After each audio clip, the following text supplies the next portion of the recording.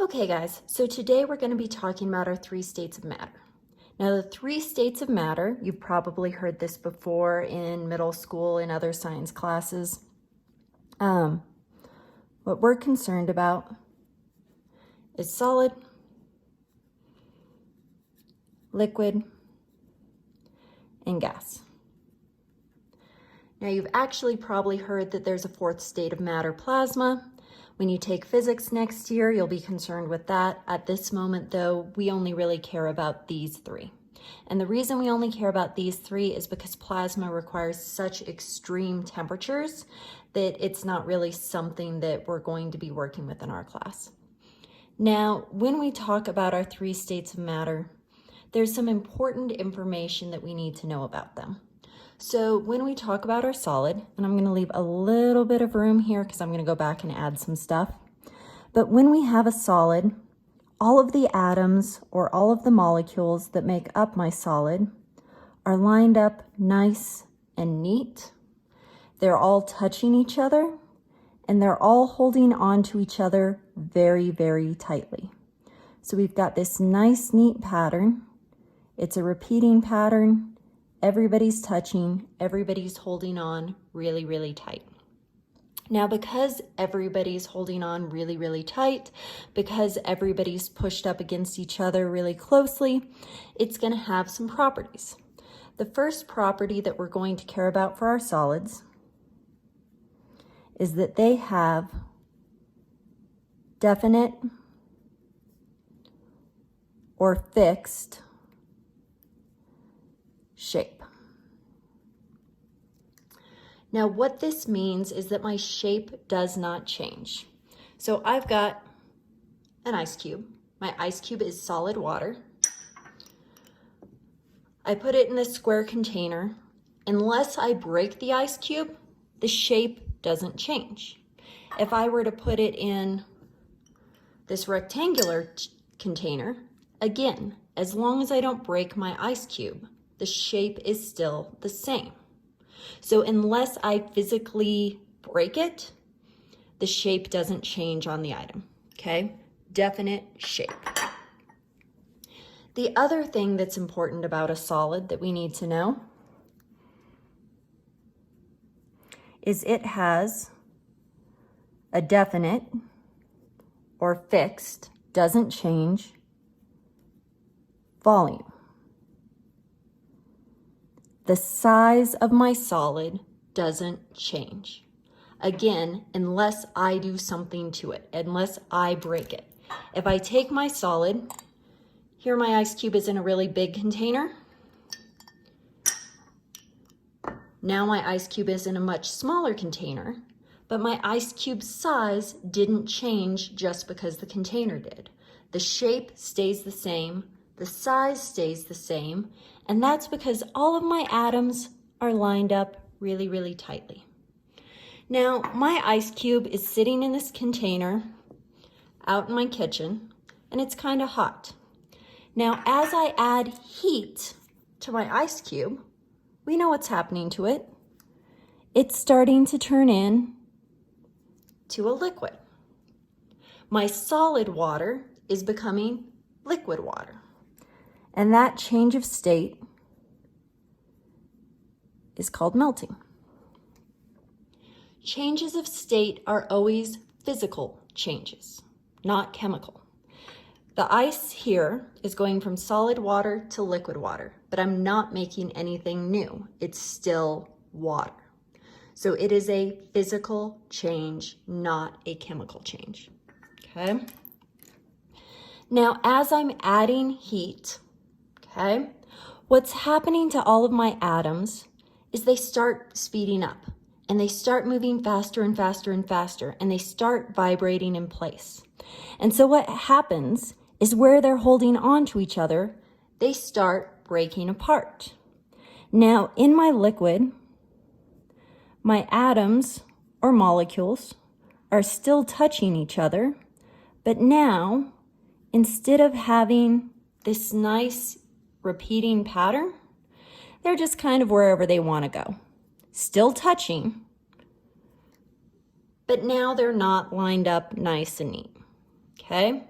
because they're not holding on to each other as tightly anymore. They're still kind of holding on, but not really. Because of this, liquids are able to flow. So what I mean by able to flow is now they have an indefinite shape. The shape is able to change, okay? So we talked about our ice cubes in our containers before. Let's take a look at our liquid. Now, this is water. I just added a little bit of food coloring in it so you can see it instead of having clear on clear. So here's my liquid water. Right now, my liquid water is the shape of my container. It's round. If I pour my liquid water into a square container, my water is now square. The shape changed, okay? So my solid, I moved the ice cube back and forth, but the shape stayed the same. My liquid, I moved my water from place to place, and the shape did change. It went from a circle to a square, okay? Now, even though the shape can change, the size cannot.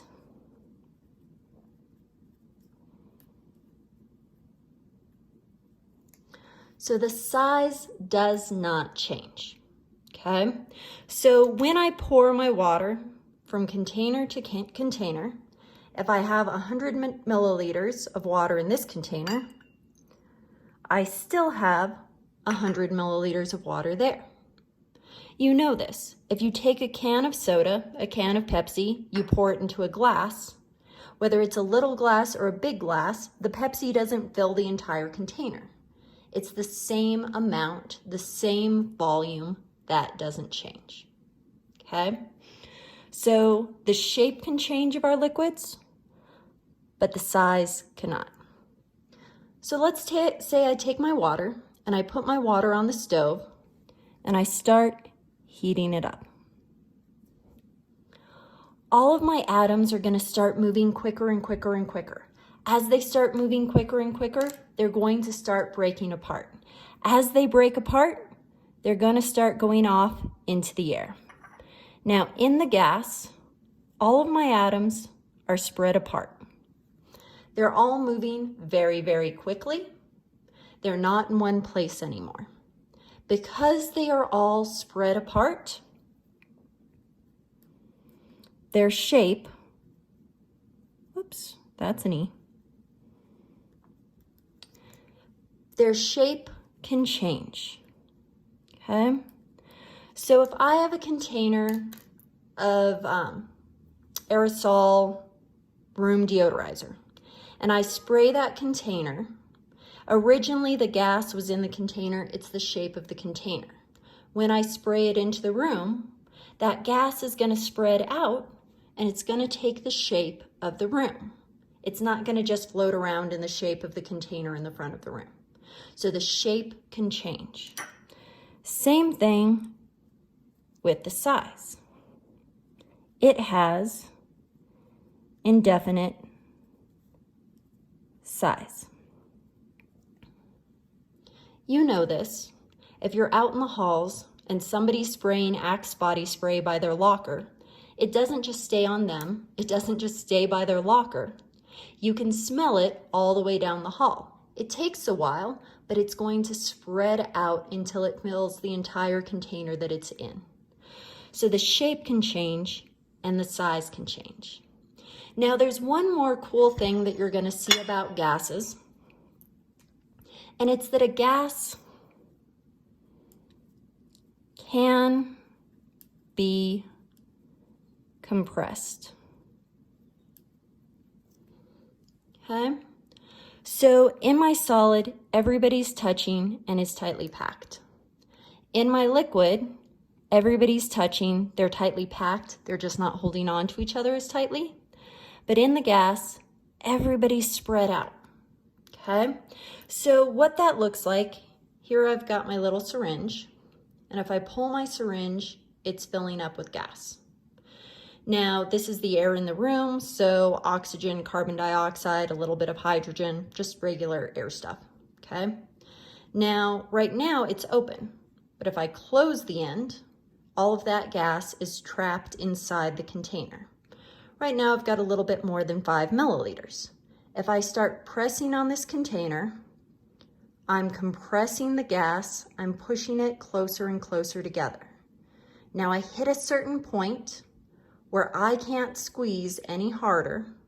That won't go down anymore. The gas can't be compressed anymore.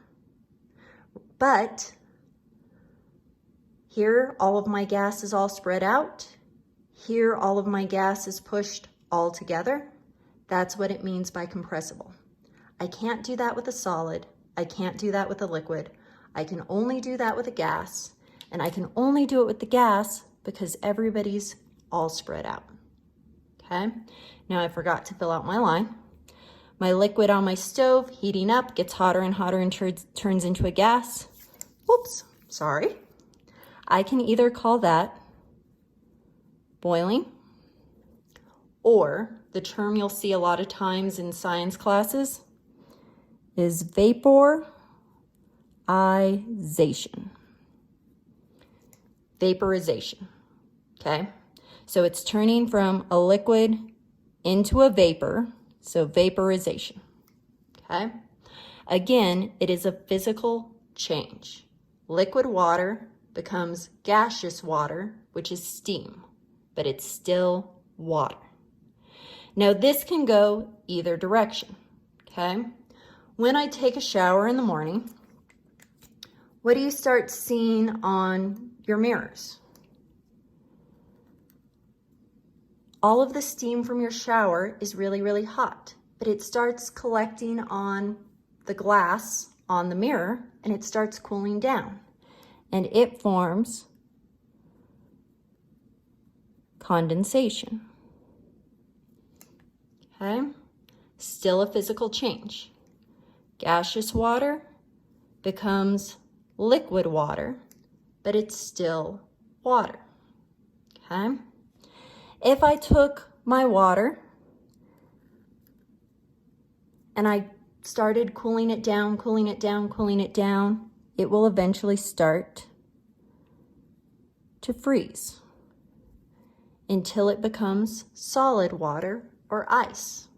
Again, physical change going back. I add heat or I remove heat, but I'm changing the state. Now these terms probably look familiar to you. You've probably seen these before. Here are two terms you may not know. My solid can go straight to a gas without ever melting and becoming a liquid. This term is called sublimation. So sublimation is a solid to a gas without ever becoming a liquid. Now you've probably seen sublimation, you just didn't know it. If you've ever seen dry ice, like on Halloween, dry ice is frozen carbon dioxide. Carbon dioxide turns into a gas at negative 110 degrees Fahrenheit. So super, super, super, super cold, okay? So cold that as soon as it's put in room temperature, doesn't melt, it goes straight to a gas.